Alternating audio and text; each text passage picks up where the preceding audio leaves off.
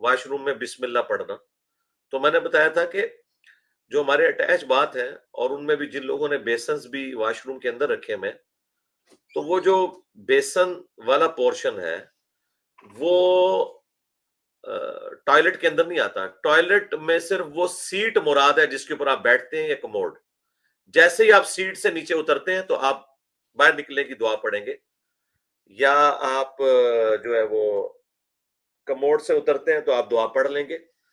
बाकी जो पूरा कमरा बना हुआ है ना, वो नहाने की जगह है। तो आजकल वॉशरूम प्लस टॉयलेट होता है। तो उसमें जो वॉशरूम वाला पोर्शन है, वो टॉयलेट से बाहर तस्वुर किया जाएगा।